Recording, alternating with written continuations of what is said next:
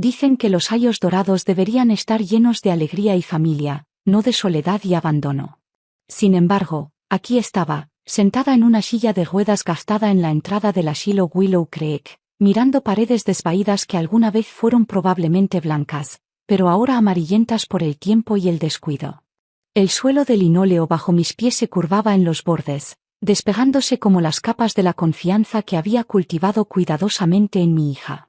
Señora Morales, habitación 204, murmuró una enfermera, mirándome brevemente mientras garabateaba algo en una tabla manchada.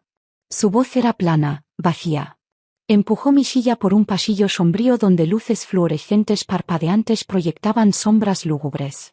A ambos lados, las habitaciones estaban llenas de residentes cuyos ojos vacíos apenas registraban mi paso, sus miradas fijas en la nada.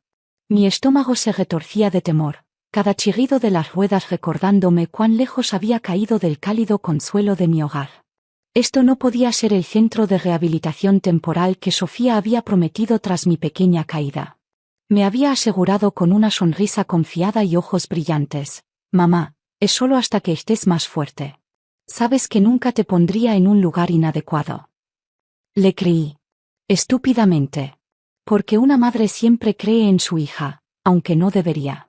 La enfermera me llevó a una habitación pequeña y desolada, compartida con otra anciana que yacía en silencio en la cama, mirando fijamente el techo agrietado. Un olor persistía, algo entre antiséptico y desesperanza. La enfermera se fue sin decir más, abandonándome en este lugar que Sofía había etiquetado falsamente como cuidado excelente. Metí la mano en mi bolso, con dedos temblorosos saqué mi teléfono para llamar a Sofía. Sonó una vez, dos, y luego pasó directamente al buzón de voz. Un dolor presionó mi pecho, familiar y agudo. No iba a volver. La realización se asentó pesada e innegable dentro de mí. Entonces escuché las voces que venían del pasillo, inconfundiblemente familiares, dolorosamente claras. Dios, Juan, debiste ver su cara. Realmente pensó que se quedaría en uno de esos lugares elegantes, rió Sofía, con una cruel diversión resonando en cada sílaba. Tu madre nunca tuvo ni idea, respondió Juan, su voz afilada con satisfacción. Por fin tendremos la mansión para nosotros solos. Apreté mi teléfono con fuerza, los dedos entumecidos mientras su risa se desvanecía por el pasillo, dejando solo un eco de traición. Estaba atrapada, abandonada, y ahora, innegablemente sola. En la penumbra silenciosa de mi habitación en Willow Creek, los recuerdos inundaron, brillantes y agridulces, llevándome suavemente a tiempos que una vez atesoré. Cerré los ojos y me dejé llevar, permitiendo que el pasado suavizara la dureza de mi presente. Antonio siempre había sido mi ancla. Incluso décadas después de perderlo, su risa permanecía como un abrazo cálido. Tenía una manera de hacer que incluso los momentos mundanos fueran memorables, convirtiendo los panqueques de los domingos por la mañana en celebraciones alegres, sus ojos oscuros brillando traviesamente mientras bromeaba con Sofía sobre el jarabe que goteaba en su pijama. El día que lo perdimos, demasiado pronto por el cáncer, sostuve la pequeña mano de Sofía con fuerza mientras los invitados al funeral pasaban. Su rostro pequeño, surcado de lágrimas, se apretaba contra mi costado, buscando consuelo. Ese día, mientras el dolor me desgarraba, juré que ella nunca sentiría la pérdida demasiado profundamente. Tendría todo el calor, la protección y el amor que Antonio habría querido para ella. La vida cambió después de eso, cada día marcado por sacrificios que abracé voluntariamente. Mientras mis amigas hablaban de cruceros o vacaciones relajantes, yo pasaba largas noches corrigiendo pilas de tareas, el zumbido suave de una lámpara de escritorio como mi constante compañera. Cada hora extra, cada viaje de verano omitido, cada plan de jubilación pospuesto, estaba dedicado a asegurar el futuro de Sofía. Ningún sacrificio era demasiado grande, ninguna hora demasiado tarde. Una noche destaca vívidamente. Sofía tenía 8 años, acurrucada en mi cama, con los ojos pesados pero brillantes de maravilla mientras leíamos Ana de las Tejas Verdes juntas. Interrumpió suavemente, su voz suave y curiosa. Mami, ¿crees que algún día podríamos visitar un lugar como las Tejas Verdes? La abracé fuerte, un pinchazo de tristeza en lo profundo, sabiendo que nuestra vida modesta nunca podría igualar sus sueños. Tal vez algún día, pequeña, susurré, determinada a que siempre sintiera que sus sueños estaban al alcance, incluso cuando los míos se sentían imposiblemente lejanos. Con los años, Sofía floreció. Sus clases de piano, recitales de ballet y tutores privados, todos financiados silenciosamente por las horas extra de enseñanza que tomé sin queja, eran los puntos más brillantes de orgullo en mi vida. Sus triunfos se sentían como míos. Su aceptación en una universidad prestigiosa hizo que cada noche sin dormir y cada mañana agotada valieran la pena. Lloré en silencio en su graduación, con su diploma en la mano, orgullosa de que la vida de mi hija siempre sería mejor que la mía. Sin embargo, ahora, una duda inquietante me carcomía en las sombras de esta habitación solitaria. ¿Le había dado demasiado a Sofía? Mis interminables sacrificios y devoción silenciosa la habían moldeado, sin saberlo, en alguien que valoraba las posesiones sobre las personas, la conveniencia sobre la compasión. Un susurro doloroso escapó de mí, la pregunta pesada en la oscuridad: ¿mis sacrificios la malcriaron, o la fortalecieron? El silencio que siguió no ofreció respuestas, solo el peso pesado de la incertidumbre presionando contra mi corazón. Todo comenzó con una simple caída. Un paso mal dado en el jardín, mi pie atrapado en la manguera que Antonio solía enrollar tan cuidadosamente. Caí fuerte, la cadera me dolía, pero estaba más avergonzada que nada. Podría haberlo manejado, le dije a la vecina que me ayudó a entrar. No necesitaba llamar a Sofía. Pero ella insistió. Sofía llegó una hora después, sus gafas de sol de diseñador empujadas hacia el cabello, sus labios apretados en una línea que podía ser preocupación o molestia. Juan la seguía, silencioso como siempre, desplazándose por su teléfono. «Mamá», dijo Sofía, agachándose a mi lado en el sofá, su tono cortante, «esto es exactamente lo que temíamos. No puedes vivir sola nunca más». «Fue solo una caída», respondí, forzando una risa. «Mi orgullo está más herido que cualquier otra cosa». Pero no estaba escuchando. «Ya encontramos un lugar», continuó, sacando un folleto brillante de su bolso. «Willow Creek. Un centro de rehabilitación hermoso. A corto plazo, solo hasta que estés completamente móvil otra vez. Es por tu seguridad, mamá». Debería haber cuestionado la forma en que evitaba el contacto visual. La manera en que Juan comenzó a medir cosas con la aplicación láser de su teléfono mientras yo empacaba. La extraña solicitud de mis documentos financieros, por si acaso, había dicho, despreocupadamente. Pero no lo cuestioné. Confié en ella. Cuando llegamos a Willow Creek, estaba demasiado cansada para discutir. La enfermera que nos recibió ni siquiera levantó los ojos de la tabla mientras me registraba. Sofía manejó el papeleo, asegurándome que había cuidado de todo. «Tú solo concéntrate en mejorar», dijo, plantándome un beso en la frente antes de que se fueran al recital escolar de los niños. Recuerdo haber mirado por la ventana mientras ella subía a mi coche, el Camry azul que compré el año en que se graduó, y pensar cuán adulta se veía. Cuán orgulloso habría estado Antonio. Esa fue la última vez que dejé que el sentimentalismo nublara mi juicio. Más tarde esa noche, sola en la habitación, vi un archivo en la mesita de noche, mis documentos de ingreso, parcialmente guardados. La curiosidad me empujó. Lo abrí. En la parte superior, en negrita, admitida para cuidado residencial permanente. Mi nombre, mi fecha de nacimiento y la firma de Sofía marcada como persona responsable. Mi sangre se heló. ¿Permanente? Esto no era rehabilitación.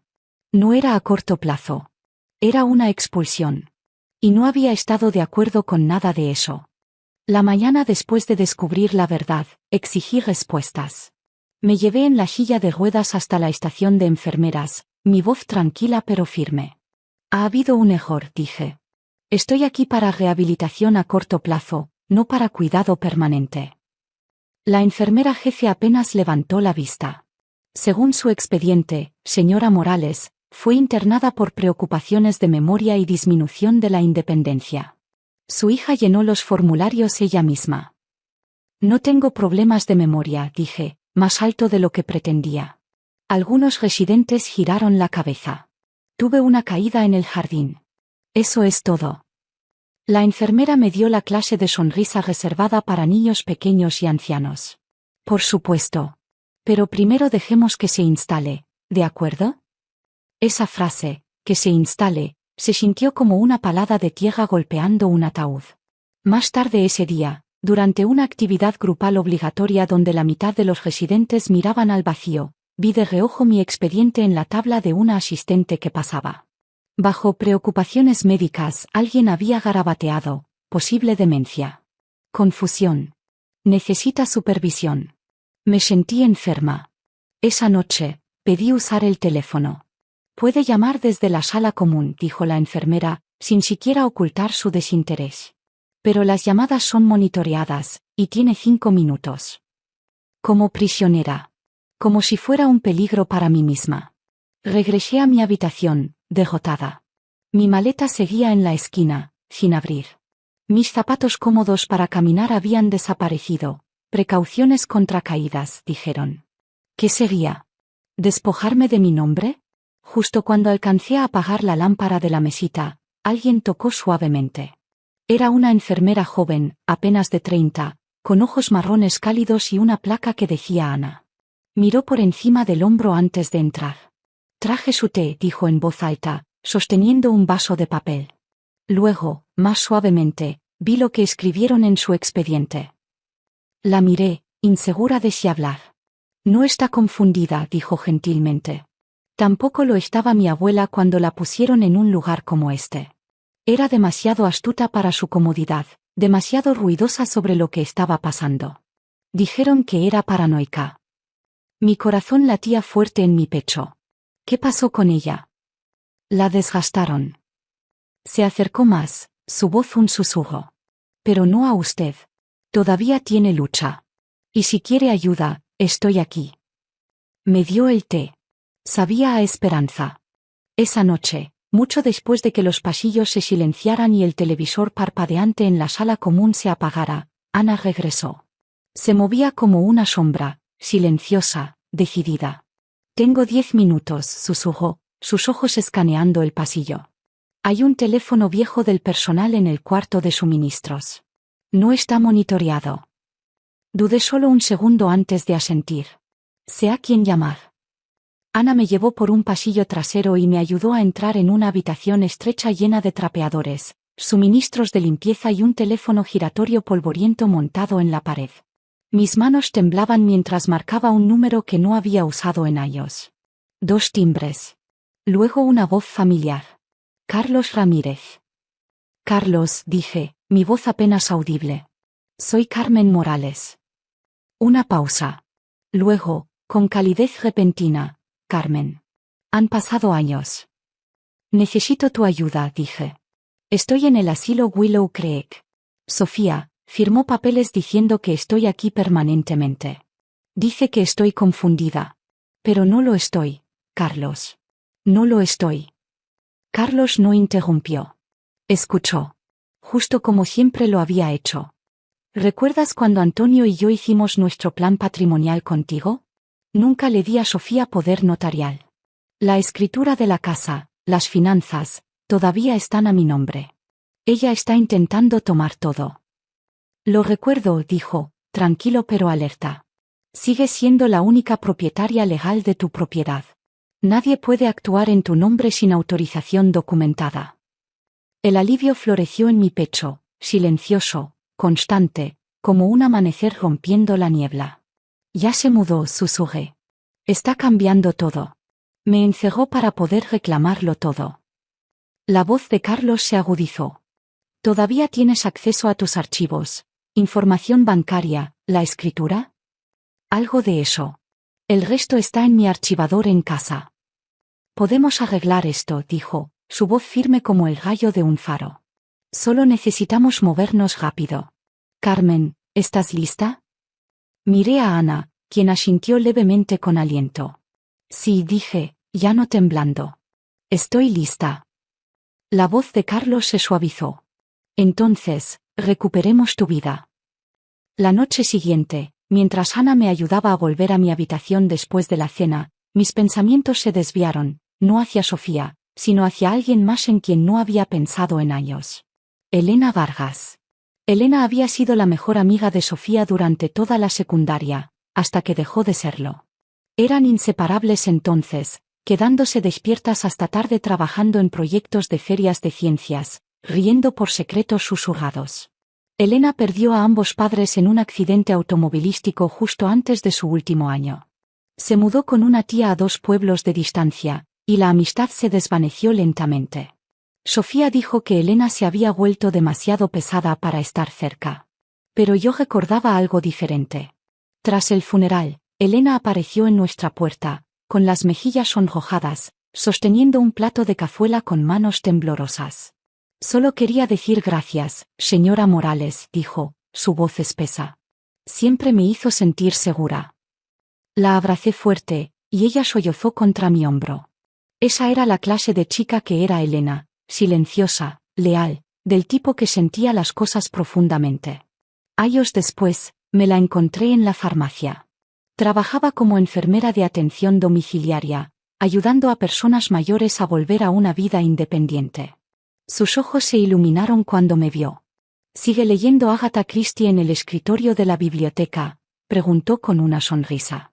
Siempre, respondí, y hablamos un rato en ese pasillo iluminado por fluorescentes, riendo como si no hubiera pasado el tiempo. No había pensado en Elena en meses, tal vez más, pero ahora volvió a mí con una claridad sorprendente. En la oscuridad de Willow Creek, brillaba como una luz olvidada. La próxima vez que Carlos llamó, no dudé. Quiero hacer cambios en mi testamento, dije en voz baja. Quitar a Sofía como beneficiaria. No respondió de inmediato, dejando que el silencio diera espacio al dolor bajo mis palabras. Quiero que sea para Elena Vargas, añadí. Ella fue como una segunda hija alguna vez. ¿Estás segura?, preguntó gentilmente. Miré por la ventana, hacia la tenue silueta de la luz de la luna rompiendo las nubes tormentosas. Sí, dije. Elena lo merece. Sofía olvidó lo que significa la familia. La voz de Carlos fue tranquila. Entonces, hagámoslo oficial. Carlos trabajó rápido. Para cuando Ana me llevó de vuelta al cuarto de suministros para otra llamada nocturna, todo ya estaba en marcha. El fideicomiso aprobó la venta, dijo. El papeleo está listo. Finalizaremos mañana. Después de eso, tu hija y su esposo recibirán una notificación para desalojar dentro de 10 días hábiles. Las palabras no se sintieron reales al principio. Pero luego añadió, es tu derecho, Carmen. Y es legal. Solo estás reclamando lo que es tuyo. Dormí más profundamente esa noche que en semanas. Al día siguiente, un notario haciéndose pasar por voluntario comunitario trajo los papeles a Willow Creek. Los firmé con manos firmes en la capilla, con Ana como testigo, su sonrisa silenciosa animándome con cada trazo de la pluma. Mi casa, mi hogar, ya no era suya para reclamar. 2 días después, al otro lado de la ciudad, Sofía estaba a medio brunch cuando un mensajero tocó el timbre. Juan abrió la puerta a un hombre con traje oscuro y una tabla. Entrega para la señora Sofía Torres, anunció, entregando un sobre grueso. ¿Qué es esto?, preguntó Sofía, abriéndolo sin cuidado. Luego se congeló. Notificación de desalojo. Firmada y archivada. Efectiva inmediatamente. Juan leyó por encima de su hombro. Esto tiene que ser un error, tartamudeó. Pero no lo era. No puede hacer esto, espetó Sofía, su voz elevándose. Está senil. Ni siquiera tiene capacidad legal, ¿verdad? Juan no dijo nada, sus ojos fijos en la parte inferior de la página, donde el nombre de Carlos Ramírez aparecía en tinta negrita. Su mandíbula se apretó. Al otro lado de la calle, una vecina los observaba desde detrás de su seto mientras Sofía volvía furiosa al interior, el papel temblando en su mano. La misma casa que había presumido tanto en redes sociales, las encimeras de mármol, la remodelación boho de la habitación de invitados, ahora se le escapaba. Se dejó caer en el sofá, pálida y sin aliento. Sus ojos recorrieron la sala, ahora llena de muebles que ella había elegido, paredes que había pintado, recuerdos que pensó que poseía. Pero la verdad había llegado. En blanco y negro. Leyó la notificación otra vez, los labios moviéndose sin sonido. Y por primera vez, Sofía parecía insegura. Sacudida. Derrotada. El aire en Willow Creek cambió en el momento en que Sofía llegó. Lo sentí antes de verla, los pasos apresurados resonando en el suelo de linóleo, la voz cortante en el mostrador exigiendo hablar conmigo ahora. Una empleada tocó una vez en mi puerta, vacilante. «Su hija está aquí», dijo en voz baja. Asentí. «Dile que me encuentre en la capilla». Era el único lugar en este edificio que ofrecía un destello de paz, un santuario para verdades difíciles. Esperé en el banco trasero, con las manos cruzadas en mi regazo, la tenue luz de las ventanas de vitrales pintando colores en el suelo apagado. Cuando la puerta se abrió, Sofía entró como un vendaval, el abrigo de diseñador aún puesto, las mejillas encendidas de furia. «Me hiciste desalojar», siseó, su voz rompiendo el silencio. «¿Qué demonios te pasa?» La miré con calma. Recuperé lo que era mío. Los ojos de Sofía ardían. «Me tomaste por sorpresa. A nosotros. ¿Tienes idea de lo que esto le hará a los niños?» «¿Te refieres a los que enseñaste a sonreír en mi sala mientras yo estaba encerrada aquí?», pregunté suavemente. Ella se estremeció pero se recuperó rápido. «Estás confundida, mamá. Estábamos intentando ayudarte». «No», interrumpí, firme y tranquila. «Estabas ayudándote a ti misma. A mi casa. A mi vida. Les dijiste que estaba perdiendo la cabeza. Me firmaste para alejarme». Su mandíbula se apretó. «Porque te niegas a admitir que no eres capaz de vivir sola. Siempre has tenido que ser la mártir, sacrificándolo todo para que yo me sienta culpable para siempre». La miré, sorprendida. Y por un breve momento, la vi, a ella, no a la mujer que me traicionó, sino a la niña con las rodillas raspadas y recitales de piano, temblando bajo el peso de ser la hija única de una madre en duelo. «Nunca quise que te sintieras culpable, Sofía», dije. «Quise que te sintieras amada». Su rostro vaciló. Un destello de algo profundo, dolor, tal vez, surgió. Pero desapareció tan rápido como vino. «Le diste todo a Elena», escupió. «Elena, que desapareció por años». «Ella nunca me quitó nada», respondí. «Tú sí». «Eso es rico», espetó Sofía. «Renuncié a tanto por ti». «No», dije, levantándome lentamente del banco. «Renunciaste a mí». Silencio. La capilla se sentía cavernosa en la quietud que siguió. Ella se quedó congelada en el lugar, los ojos vidriosos, la boca ligeramente abierta, como si tuviera más que decir pero no supiera cómo. Finalmente, hablé. «Nunca dejé de amarte, Sofía. Pero el amor no justifica la crueldad. Esto termina ahora». No respondió. Solo se dio la vuelta y se fue, los tacones resonando por el pasillo, cada paso más fuerte, más áspero, hasta que la puerta se cerró de golpe tras ella. Y lo dejé. Por primera vez, no la alcancé. La dejé irse. El día que dejé Willow Creek, el cielo estaba nublado pero amable. Ana me llevó por las puertas principales con un orgullo silencioso en sus ojos, mientras Carlos estaba junto a su coche, sosteniendo la puerta del pasajero abierta como un viejo amigo esperando llevarme a casa. Ningún empleado protestó. Nadie me rogó que me quedara. La salida fue tranquila, definitiva y mía. La cabaña de Elena estaba al borde del pueblo, escondida detrás de una valla blanca envuelta en hiedra. No era grandiosa, pero era honesta, como Elena misma. Me recibió en el escalón de la entrada con los brazos abiertos y los ojos brillantes. «Ahora estás a salvo», susurró mientras nos abrazábamos, y por primera vez en años, lo creí. Dentro, el aroma a canela y lavanda flotaba en el aire. Fotos llenaban la repisa, sus padres, su perro rescatado, una Elena más joven con una gorra de graduación. Se sentía como un hogar construido desde el amor, no desde la posesión. Esa noche, tomamos té en tazas desparejadas y reímos con historias de años pasados. No había tensión, ni actuación, solo calor. Familia real, elegida no por sangre, sino por corazón. Una semana después, entré en la biblioteca pública de Willowbrook. Le dije al joven en el mostrador que solía ser bibliotecaria. Su rostro se iluminó. «Podríamos usar a alguien como tú para la hora de lectura», dijo. «¿Te interesaría?» Sonreí, el corazón hinchado. «Sí. Creo que sí». Esa noche, me senté junto a la chimenea de Elena, con té en la mano, observando las llamas danzar. Había perdido una casa, una hija, una versión de mi pasado a la que una vez me aferré. Pero también había encontrado algo mucho mayor. Mi hogar se ha ido, susurré para mí misma, pero me siento más libre que nunca. Me senté sola en el porche trasero de la cabaña de Elena, envuelta en un chal tejido, el sol de la tarde calentando mi piel. Una brisa susurró entre los árboles, suave y viva, como si el mundo finalmente me hubiera recordado. En la quietud, pensé en Sofía. El amor que le di fue real, también lo fue el dolor. Todavía llevo ambos. Algunas mañanas, me pregunto si lo lamenta, si alguna vez tocará mi puerta solo para decir, lo siento. Pero ya no vivo para ese momento. El perdón no requiere olvidar. Y sanar no significa volver con las personas que te rompieron. He ganado algo que Sofía nunca entendió, paz que no se gana con obediencia o sacrificio, sino eligiendo la dignidad, cada día. Elena y yo reímos a menudo ahora. La biblioteca me devuelve la alegría.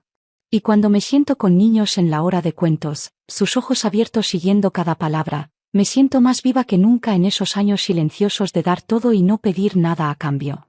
He aprendido que la familia no es quien comparte tu sangre, es quien valora tu corazón. Y ahora, finalmente, me elijo a mí misma. ¿Alguna vez has tenido que elegirte a ti misma, incluso cuando dolía? Si alguna parte de mi historia te hizo sentir vista, quédate conmigo un poco más.